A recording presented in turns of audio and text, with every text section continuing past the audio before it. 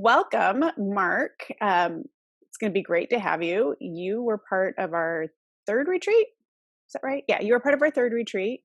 So you came over to Hawaii in 2016 and then became part of our board, I want to say about 6 months after that, and have been an active participant in our board of directors since then, and always bring a great perspective as an alumni parent when we have decisions to make and conversations. And so I want to thank you and welcome you.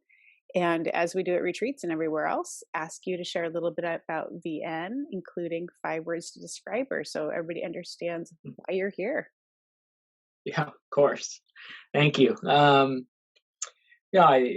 course, just to lead off, it's just we have a very fond feelings for Ohana Oasis, and also a passion for what you've created here, and the parents that get to tap into it. So, for my story, our daughter Vienne was born in 2008 and unexpectedly passed away in 2012. Um, it was just, all happened in a morning. It was such a shock. And I know everybody has their own story, but she was a delightful kid, and super healthy and happy all the time. And she was 4.5, and we had an 8-month-old daughter as well at the time. So, but Vienne, I would say the 5 words were adventuresome. She was my adventure buddy. And of course, that made her fun. She was also silly, goofy, kind of hyphenated word. Also very creative. We loved our crafts and just coming up with stories and playtime things to do. And then she was just a beautiful kid, inside and out. She was kind to others, and was pretty darn photogenic as well. So she takes after her mom. So she's, you said she passed away in 2012. So you're going on 9 years. Is that? Be 9 years in September, correct? So what first brought you to Ohana Oasis? Well, it's interesting enough. I started a new career path in 2014, and just so happens that I worked across the hall from your brother-in-law, Mr. Jordan Carter. Yeah. And I know their family has been, so also involved in Ohana and the fundraisers. So I think he happened to hear my story. Probably me sharing. I was an overshare, if we were to categorize it. And not a bad thing. No. As a guy too, you realize how rare that is as a dad. But I found comfort, and I shared everything too often. And so I just wanted people to know my story, especially having started in a new career and a new business with new people that had never met Vienne. And that was really hard. There's some comfort in sticking around supportive people who actually knew your daughter, your kid. But anyway, Jordan, one morning, we were both early to work guys. He just came over and told me about Ohana Oasis, and I, immediately looked it up, and I think even before I told my wife Jenny about it, I just filled out the application because it seemed pretty crazy, like a long shot. But again, I liked writing and talking about Vienne, so to me it was also a little bit of a, I don't know, almost like a journal. I liked the questions about her and us and how we've dealt with grief, and I thought that was a nice start. Yeah, you're the first person to mention the application process. And I think that it's interesting that you mentioned that, that it was like a journal of sorts and a good start. And we do that intentionally. We do ask about, like, what is your support system? Tell us a little bit about your daughter or your child, and how you've dealt with grief. Because I think it does help you start to process and think about, and also helps us to understand a little bit about who you are. And when we put together retreats, bring together complementary, not the same, but complementary groups of people. Yeah, I think that's critical. And the more honest and detailed you are in your answers, the more, obviously you and the board at the time, you get a glimpse into the people and their journey so far. Yeah. Yeah. Do you have a favorite or most memorable activity or exercise that you did when you were over here? There were a lot. I was thinking about that question. Everything from spending time coloring was pretty fun and therapeutic. But I'm an outdoors kind of guy, so I really loved heading up to the park, getting the tour, and Mm. I forget the name of it, Li- unfortunately. Lima Huli. Yes, Lima Huli. And then carving the leaf. You know, we got that leaf off of the tree, and you can actually etch in a drawing or words or anything really. And, to do something with that, and then to have that all week, kind of greet you in your room. That was something special and memorable. And, I still have pictures of it. And I thought that was really fun and neat. And also, I think I would be remiss if I didn't. I don't know if this happens every time, but when we had our campfire on the beach, another dad, Christian, and I, we built a sand turtle just because, and it was fun. It's interesting. So I interviewed Christian yesterday, and he brought up the sand turtle as well. Yeah. And he brought it up as we were talking about, and we'll use this as a way to launch into the next question, but we are talking about how it's different for dads, in our culture and society and way people communicate with one another. And he mentioned you and he coming together and just building a turtle alongside one another was really meaningful in the start of a relationship that's ongoing, and a Mhm. way for you guys to connect in a really cool way. Yeah, I that's, if I'm going to stereotype, and I will because people do. It's guys. We like to do things. Of course, there are guys who prefer to talk, and there's guys who prefer to be alone. But I think in general, most guys bond over doing stuff. And I think I'm fortunate in that I have a core group of guy friends that I've been, 6 to 8 guys over the years that we've stayed connected over 15 years, longer than I've been Wow. married. And that's been critical, I think. I know. But yeah, I think just doing something with another dude is awesome, because you can talk if you want. Sometimes you grunt a response, and that's enough, and we get it. Right. We interpret it correctly or not, but doing something and building a sand turtle was what we got to do. And then, also, I think Jenny and I, we became the beach couple as well. We really weren't sightseeing at the time or interested in it, even though we had a car, which was generously provided all week. But we really liked just going out to the beach. And I would say every day, a different couple would come down and join us. And even though there were hazard signs like don't swim in the water, blah, blah, blah, of course we had to do it. And so I we were know. out there breaking rules because, after you lose a kid, you realize some rules are silly and you can take your own risks. And as somebody that lives here, I'm just going to put in the disclaimer, move to a different part of the beach where there's not a hazard sign. I remember taking a picture of you guys because there was like 3 different hazard signs saying, here's a rip current, and you all are out there playing. I'm just glad there were no jellyfish. That would have sent me out of the water real quick. Oh, so that's what would have done it, Yeah, not that's thinking it. that You you should could have had a have jellyfish sign. gone, not getting carried out to sea. Yeah. Is there any lesson that has, and it doesn't have to be with Ohana Oasis, but that's had a lasting impact on you as you've gone through your journey through grief?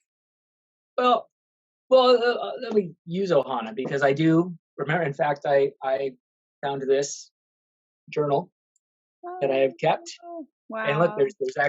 there's stuff in it still. So Oh my gosh, I love it. yeah, so we still have that. And yeah, I'll give you 2 things actually, because I think they're important. Is one is allowing looking, gosh, how to phrase it, allowing yourself the opportunity to even think about looking for joy and Mm, happiness and not feeling guilty about it. Uh, yeah, I think that's a big focus and one that uh, a lot of parents struggle with, and not feel guilty because I mean, obviously, time passes. For us, it had been 4 years. Now it's been 9, and of course, you laugh and Right. your heart feels good, and more. You know, you have these moments of normalcy.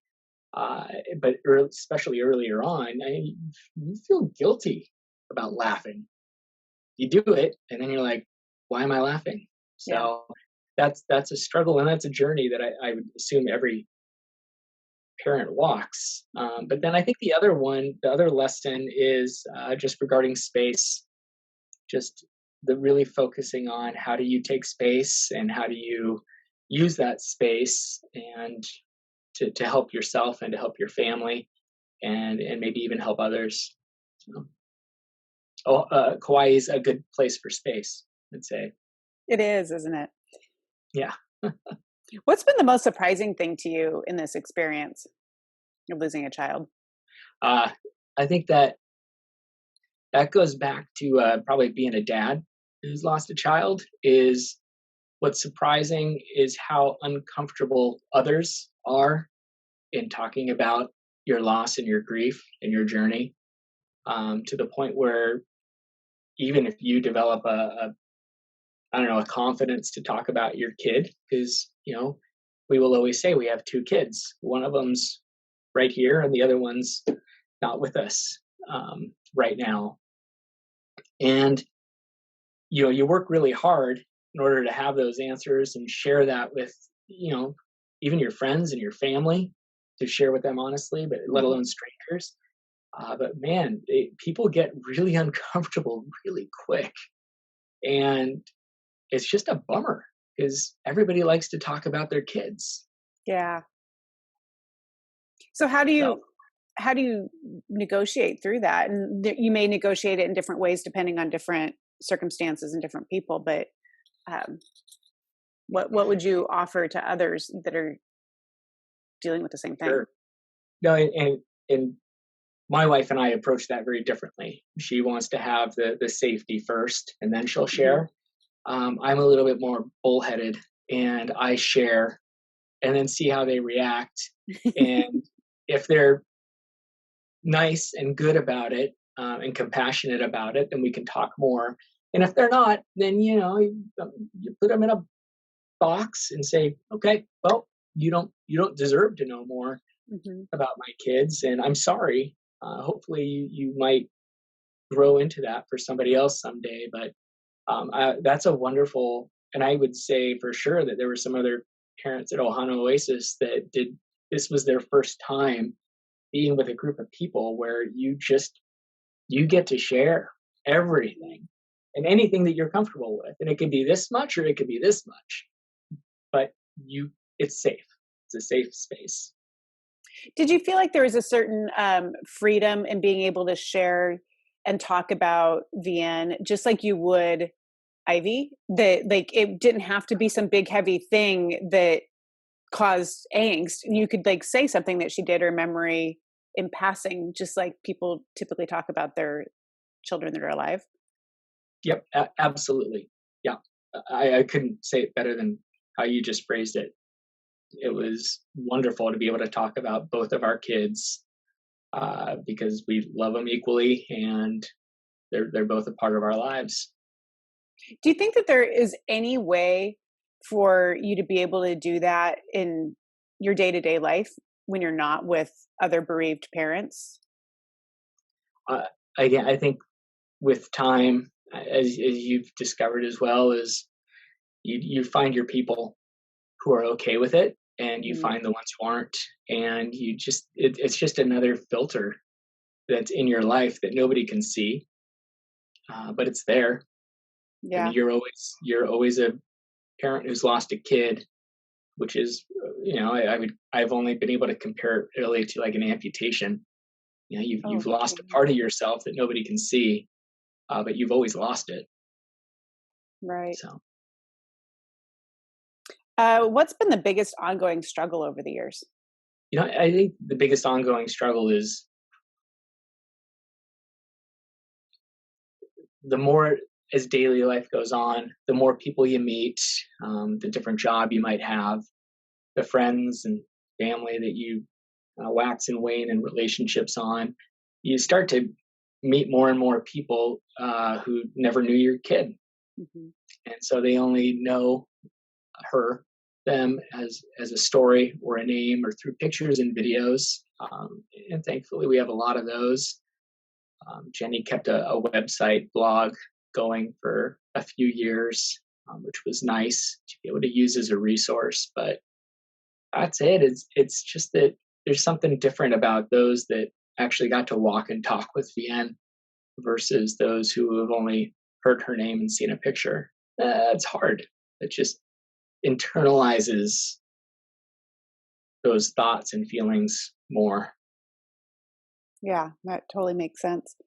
Um, so on the other end, it's obviously tragic and probably the worst thing that'll ever happen to you, but I'm a firm believer in that there are also blessings that come out of the hard things. So, can you identify a blessing or two that you've gotten?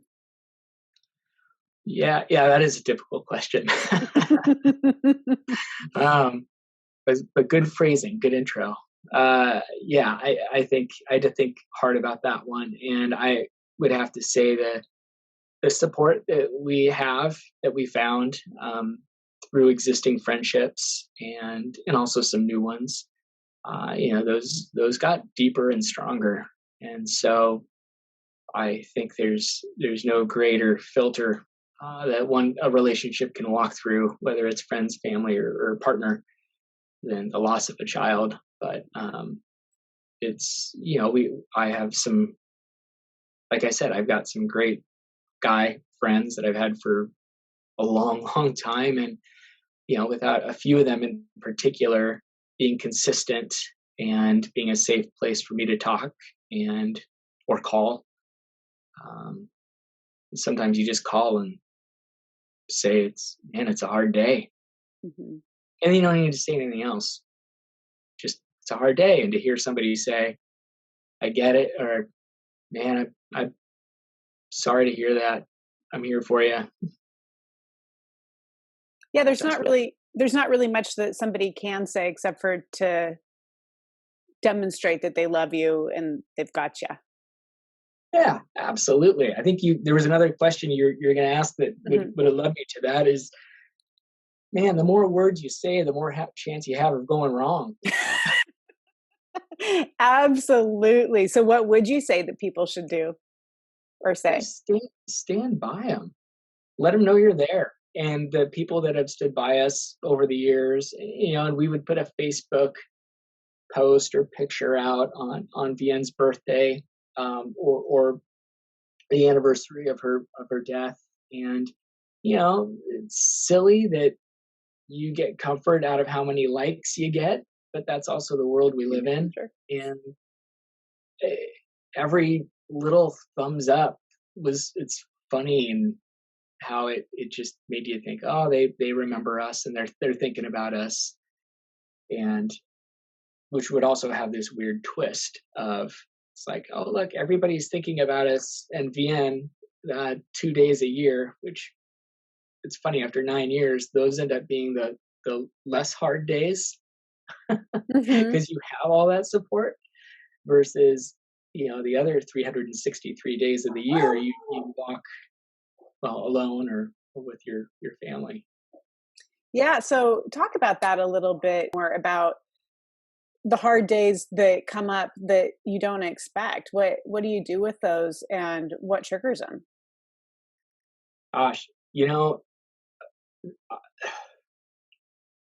I would say as the years go by, you actually, I don't know, I miss the hard days. I wish they were more frequent because there's nothing better than a good cry.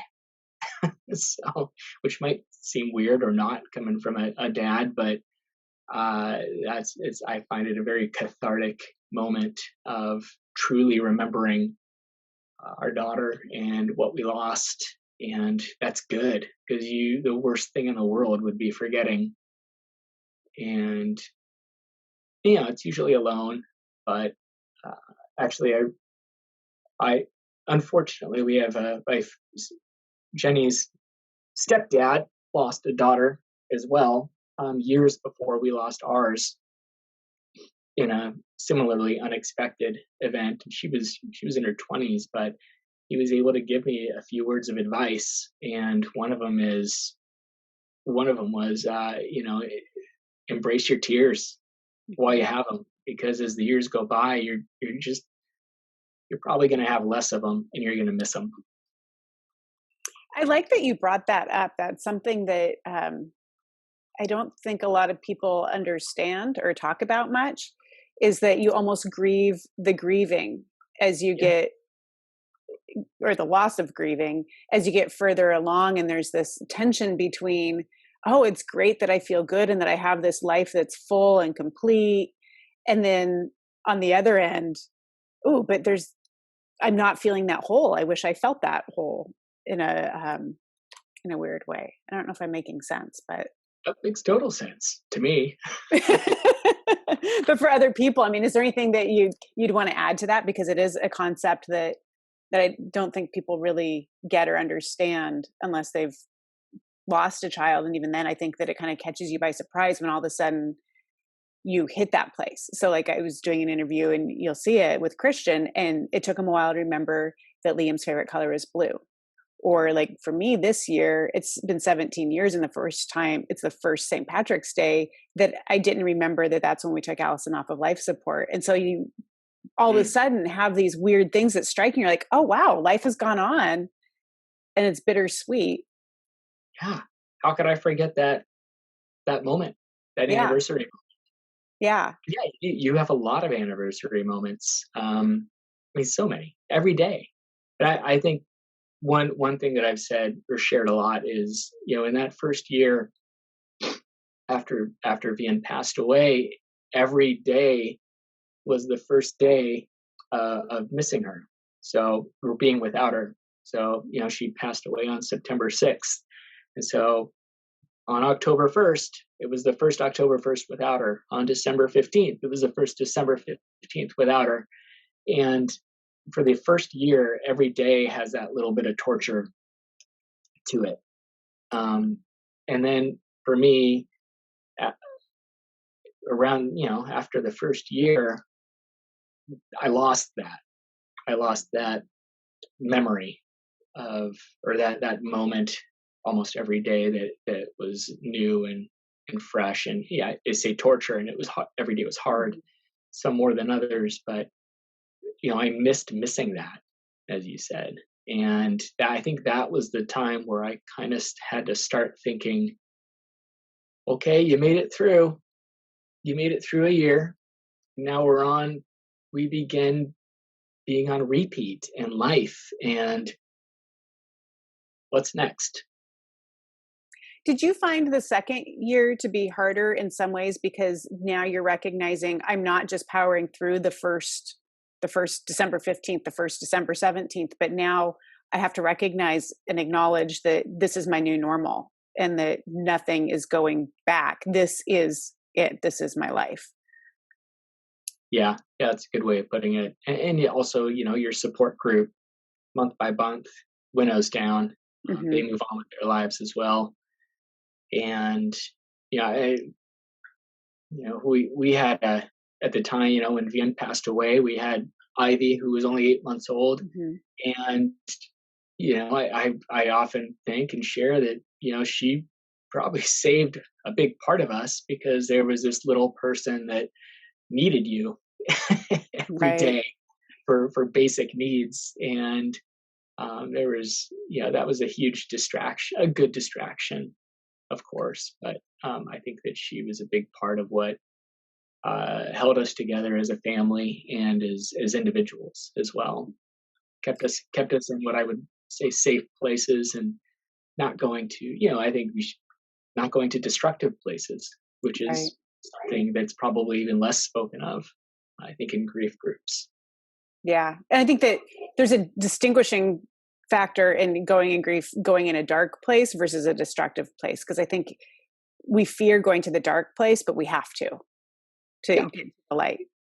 But that doesn't Yeah. mean destructive. No, no, no, no, no. The darkness, I definitely am with you. I think you have to embrace it and get in there and look around and feel it. And then figure out again what's next. If it's, I don't know, the dark places can send you into destructive places for sure if you let it. And Hmm. that's when it's good to have. You need your support and your accountability, and you need those people that will just be there for you no matter what you need. Um, I think that's critical. Well, I think that you have to have the courage to reach out and not feel like you're a burden or feel Hmm. embarrassed being too vulnerable, that when you feel like you're skating towards that edge, to reach out to somebody. You've got to be Absolutely. willing to do it. Um, And hopefully those people, if I were to give advice to the third parties out there that mhm. want to help, because I would say just you need to continually let them know that you're there for them as a judgment-free zone, as a non-advice zone. We Mhm. rarely need advice because we're already walking the hardest path. Right. It's just be there. Well, and I would say a common thread from all of the parents that I've been around is there is no advice that somebody has not walked that path can give you that you're going to find worthwhile. Like there's a certain amount of, you have to have the street cred before you can give me any kind of advice when it comes to this. Yeah, for every bit of advice you're tempted to offer, I would rather say ask 5 questions. I love that. That is great, great Yeah, advice, because what you're doing is you're allowing space and freedom for the grieving parent to be able to share what they want to share. And oftentimes it's going to be about their child. So I yeah, think that's a beautiful piece of advice. Well, it's great because and this is part of why with retreats, I say give 5 words to describe your child and have very specific questions, because you say, "Oh, tell me about Vienne." Like, okay, well, I've got an ocean of answers to give you. I don't know what to pick or really where to go. And when you can ask a question, it spurs you on, and you might go on to another story that has nothing to do with the question, but it gets you going and gives you direction. yeah. I love it when people would ask. Those are the best. When I meet somebody new and we talk about Vienne, the people who ask questions like, "What was her favorite color? What was Yeah. what was her favorite this? What was her favorite that?" Man, then I know I've met somebody cool. It Like you, totally you get to come into my circle. it totally changes the relationship, doesn't it? Yeah, Yeah, I've had friends, like you've talked about, the further out you get, the more people that come into your life that never knew your child. And I have had friends that said, I never knew Allison, and I would love to hear about her. So whenever you want to share, let's do that, or pull out the photo album and tell me about her. And like as soon as somebody does that, they're in. yeah. Whether they want to be or not, Yeah. they don't know what they stepped into. Yeah, but it's like it's huge. It's totally huge. Something else that you alluded to, and I would like for especially those that have not lost a child to hear this. How long does it take to actually get out of that dark place and that intense grief? There's no answer for that. That's a trick question. I would say out of that I, acute stage. yeah, there's no answer. And there's nothing wrong with that, of course. We're there as long as we're there. Yeah. And I think, if you want to be a friend, just be available. would you say that it's a couple of years though, that where you need a lot more than you even realize you need at the time? Yeah, another thing that I've shared before that is held true over the last 9 years is realizing at some point that the day that Vienne passed away was also I, the person that I was, the Mark that I was, also passed away. Mm, He died. yeah. Whatever path I was on didn't exist anymore. And so Yeah. there is this. Not only is there, if I were to put it in 2 stages, there's survival, and then there's self discovery. So you survive the trauma, And then you have to realize that you're a different person, and you got to Yeah. figure out who you are, and that it could go a lot of different ways, and you can make a lot of different choices. Then you've got to figure out if you have a partner, if your partner still likes you, and if you still like them, and hopefully you Yeah. do. But there's a lot of papers and studies that say that you know losing a child is one of the hardest things on a relationship, and maybe, I don't know, maybe it's because people don't take the time to get to know each other again. And that goes not only for partnerships, but for friendships and for family relationships. Family probably is one of the biggest ones, because you got parents and siblings and relatives who, more than anything, want to help, but they want to do the advice thing. And you got to tell them to slow down. Yeah. You have a new person here, and he's discovering who that new person is, and I'm going to make some mistakes. I'm going to make some bad decisions, um, before I make some good decisions. I really like that you're talking about on several fronts that you are a new person and you're an evolving person that doesn't even know who you are really. And the friendships and, family relationships are very much going to evolve and change. And especially with friendships, you may not have the same friendships when you look 5 years later, Yeah, very different friend group, most likely. mean, I feel like I lucked out. I would say maybe one of the more personal things is, as a guy, it's been really hard to make new friendships Hmm. since that moment. We have a church community, and it's been hard to find a new church community because I don't know, it's hard to share your story and find the empathy that you would expect to find. That's our story. I hope that others are more successful in it, but um, and I think a therapist would quantify it with the word boundaries. You You learn gotta have boundaries, don't you? you gotta have your boundaries. Yep. Yeah, for sure. Relationships and marriages, and you talked about that you are both new people, and do you still like each other? And I think it's also I think that's totally right. And it's also different grieving styles, and um, they may not mesh, and you may have expectations, or they may have expectations that neither of you can meet because when you're going through grief, especially in the beginning, you're doing everything you can to stay afloat. Like I read in a book, it was talking about like it's like you've gone on the Titanic and you're holding on to your little piece of wood to keep from drowning, and that's all you can do. You cannot let go of it to help any other children you have or your spouse. Otherwise, you're just going to drown. And so you guys are both doing that. It's it's a wonder that anybody survives a marriage survives ever. Yeah, I would say, actually, I think I shared this at Ohana. 'Cause like I said, it had been 4 years after Vienne passed away, but um, we were we were lucky in the sense that my wife and I were able to. We talked about things.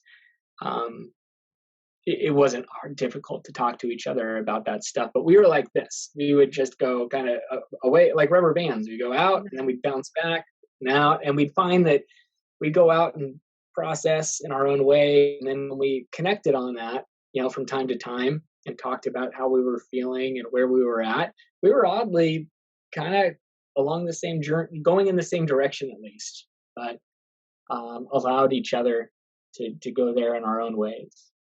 Do you have any advice for other parents that are walking this together as a couple? Oh man. Well, one is, talk if you feel like talking, make sure you talk to people and be real honest about, hey, I want you to check in on me once a month. Here's how I want you to do it.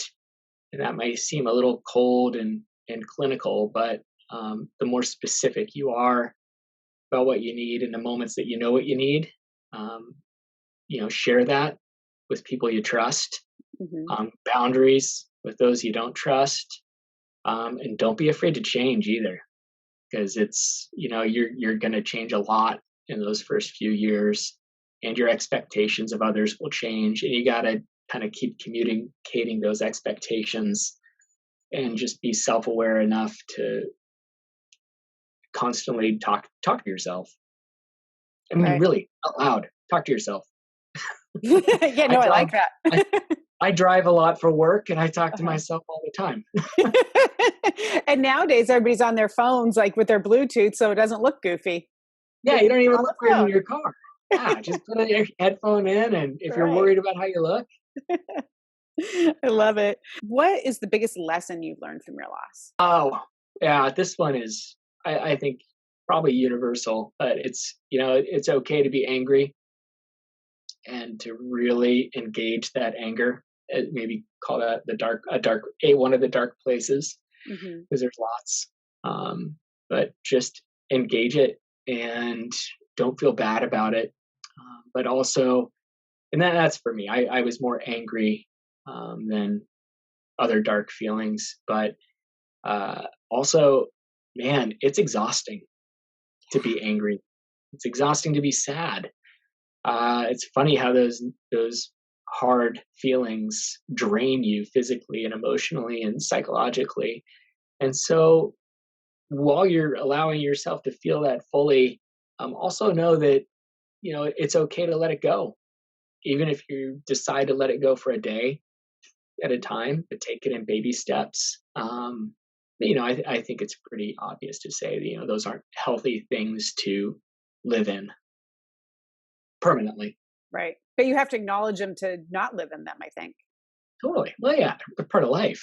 Yeah. If you're not angry There's something from wrong with time to you. time, we got bigger things to talk about. Yeah. You might be a little numb. Yes. Which there is, I think that there is a level of feeling safe and being numb sometimes when you're Yeah. going through immense loss. And Yeah. it's easy to get to that place and then to try to extract yourself to feel the feelings again can sometimes be difficult. Now you can block things psychologically. You can block them physiologically. A lot of ways to deny yourself living. Yeah. How do you continue to honor Vienne, both in like anniversaries, birthdays, holidays, and then also just in the everyday? You know, we've got pictures of her all over the place. That's one thing. An easier thing for us is that she has a little sister who wants to know about her, Mm, and so we we talk about Vienne. We talk about how how she was and what she did, and then we also allow ourselves to talk about what it would be like if she was here, which is hard. mhm. We just went on a 1,000-mile RV road trip Wow. across Oregon. Just Wow. the three of us and the dog, and for most of that trip, I was driving, Jenny was in the middle at the kitchen table, and Ivy was in the very back rolling around on a clean mattress. And that was great. Everybody was comfortable, but there was a moment in that trip where I just couldn't help.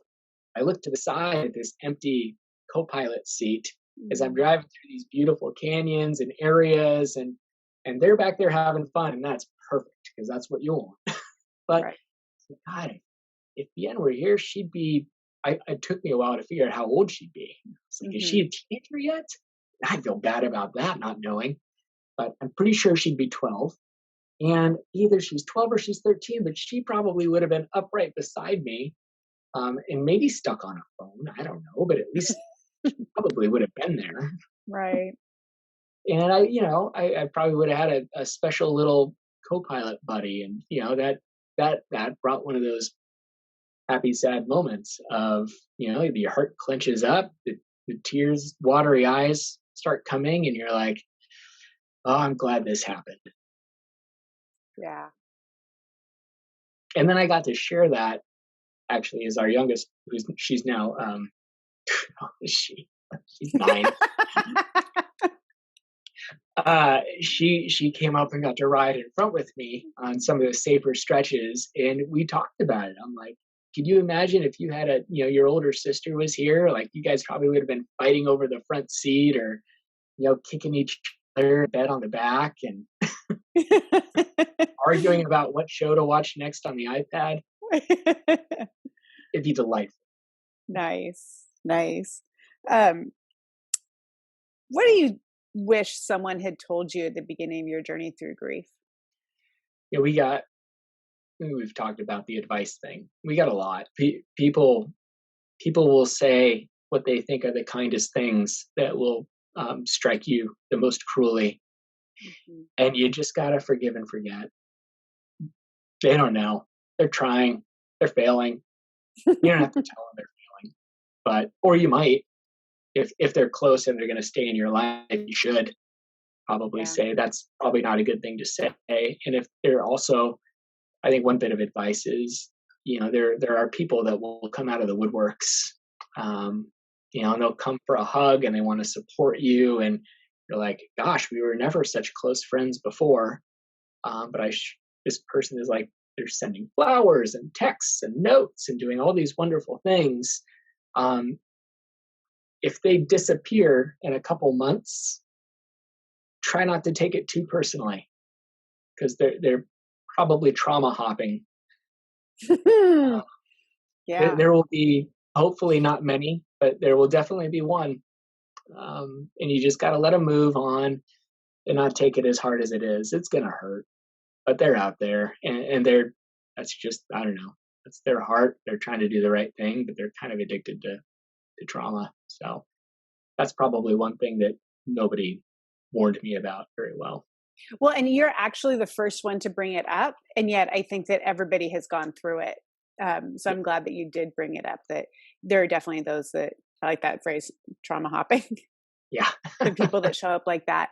And for the ones that you know that they mean well and trying to forgive and all of that, one of the pieces that a lot of people talk about is that you don't have the emotional capacity at the beginning to hold the space and work through the relationships and educate those other people. So how do you negotiate like having your boundaries of like, I don't have it in me to tell you what and how and to forgive right now, but then also in the long run knowing that you need to do that, or that you should, you don't need to do anything. That's a question I don't know that I know the answer to, other than try and just tuck it away. Just remember that for the future when it happens. And like I said, don't try not to take it too personally, and however you want to react to it. It's just hard. People are It people. is.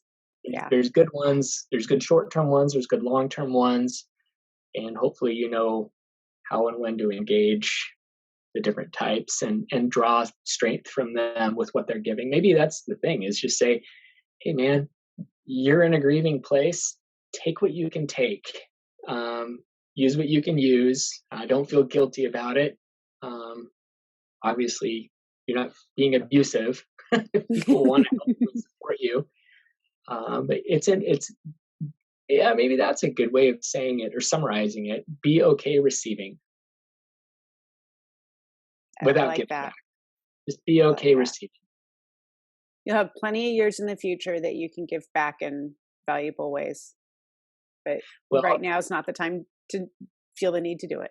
and some others that I've met have started some. You yourself have started some wonderful organizations that do a lot of good out in the world, and we were inspired to try something that as well. But the people that I talked to, they said, "Careful what you create, because it will bear the name of your child.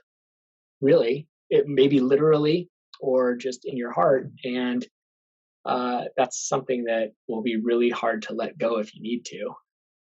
And yeah, Yeah, I'm glad that you brought that up. And I will say that speaking about like Ohana Oasis, as much as I felt driven to do it, or I felt driven to do something early on, um, I didn't end up doing it and starting it until 2013, and she passed away in 2004. So it was 9 years before I actually did anything. And mhm, that was very intentional to like take the space and make sure you're not doing it from a place of just trying to put a band-aid on and figure out what it is like you really are truly meant to do and move forward with once you're further out and have already processed. Because otherwise, yeah, you have this almost albatross that you feel like is great at the time, but 5 years later, like, oh God, now what do I do with this? Yeah. Well, I think passion, just like anger, is something that burns out pretty Yeah, quickly, relatively speaking. And if you want to do something like that, I mean, we need them in the world. right. Obviously, we know Ohana Oasis and um, all the others, but maybe I don't know, maybe have a time frame. Maybe say I want to do this for 5 years, and then I'm gonna allow myself to say it was good and it accomplished a goal, and either set a new goal or I don't know, do something different. Or yeah, I'm glad Ohana Oasis isn't doing something different. We are doing something We are different. We're reaching more we're people, constant. Yeah, we're but constantly to evolving. adapt and evolve, and also to stop. Yeah. I think I have, I work with retailers a lot, and especially startup businesses, mom and pops. And if somebody comes to me and they say, "Hey, I want to start a restaurant," at first I'm like, crazy. Um, Do you know the profit margin on that? yeah. And then, but the second question I have is, hey, listen, if you haven't heard from somebody else, take it from me and tuck it away. But you need to have an exit plan from this business plan. Hmm. And if you don't have an exit plan, you're going to be really disappointed down the road. So, That's great advice. that kind of gets off of the grieving parents thing, but I think it also speaks to some of the goals and aspirations that we come up with to I don't know, make our struggle more meaningful. Yeah, I think it actually is right in alignment with talking about grieving because you do see, I think, more than widows or any other grieving set, you see parents that do try to do either nonprofits or drives or things that are in the name of their child. So I think it's important to address it and um, what that looks like and kind of some of the things that you're going to probably not anticipate that are going to be issues later on. So That's I think you asked there was a question you had prepped me with about how can one in particular support a grieving dad. And yeah. I would say again, a generality is dads, you guys, we like to do things. And so if unless they're unless they're a super talker or a super strong silent, I want to be on my own type, try and go do stuff when the time is right. Whether it's golfing or fishing, or I'm not a hunter, but a lot of people in Oregon are hunting. It's probably a great adventure. It gets you outside. I've heard of a lot of grieving dads who take on home projects. you know, Help them with their home remodel project. remodel a kitchen. Um, Gosh, there's that really great sad Adam Sandler movie, Rain Over Me, I think. Oh, I haven't seen it. Oh yeah, he loses his wife and daughters in the 9/11 uh, crashes, Oh, and wow. goes into such a dark place that he remodels his kitchen again and again and again and again, because that's what he was doing when they passed away, Mm, and that's what kind of keeps you busy. But that's it's something to do yeah. in a healthy way. So, what's one thing that you would like to share with people that they don't already know? And that could be people that have not gone through grief. Like, I just wish people would understand this. I think just knowing that it never changes, or the grief never goes away, and that's okay. Grief is not something to fix. What you've lost is lost. It really is. And uh, even as I learned my new have been and am learning my new self, I still am missing a daughter in my daily life, and that's tough and that's hard. And you know, lots of examples of people saying hurtful things, whether they know it or not. and you just kind of have to deal with it. But you hope that those that are close to you and those that care, um, will at least remember that, and maybe let you know they remember it. Yeah. Say, what's maybe I don't know if you've experienced this, but what if somebody were just to walk up, one day at the water cooler and be like, "Hey, what's the last thought you had of the end?" That'd be pretty cool. Yeah, I've Never never had happened. that. Never ever. What if somebody else actually brought your your kid up to you that nobody else talks about on a regular basis? If you're brave Yeah. enough to do that, you're doing a heck of a lot of it good. Yeah. So Great. Well, that's yeah. all that I had on questions. Do you have anything else that you feel like we didn't cover that? No, it's funny just going back through this notebook. The things you had us do, that some of them seemed silly at the time, some of them were a little bit more straightforward, meaningful, and some of them were hard. Uh-huh. Um, I don't want to spoil any of what the program might hold, now or in the future, but I really appreciate Ohana Oasis and the time that we were blessed with to spend there. And I think it meant a lot. It meant a lot to Jenny and I, to be involved, and the relationships that we've made and held. They matter, and they're not big. Obviously, it's not like I met Mhm. 50 people. I met, I think I'd say two guys that we stay in touch with Mhm. regularly. Not regularly, just I don't know, but we stay in touch. I know they're there Right. if I need them, and Right. that's a big deal. It's a huge deal. A lot of times when Yeah. you know you have somebody, just knowing that you need that you have them, you don't even need to reach out. It's just knowing that you have that safety net there. Yeah. I mean, anybody might have a friend from, say, high school or college, and a decade might pass, and then you see him again, Mhm. and it's like, no time passed, and you just pick right up. And I feel like those are the relationships you look for, whether they're with another grieving parent or just somebody that you are lucky enough to stumble on. But Ohana Oasis has provided some connections that have had lasting value, and I just thank you for that. Well, thank you for being somebody that shows up and makes those connections. I'm curious, what are some of the silly exercises that you're like, huh? Oh, and coloring, certainly. Coloring and scrapbooking. Yes, I've got scrapbooking.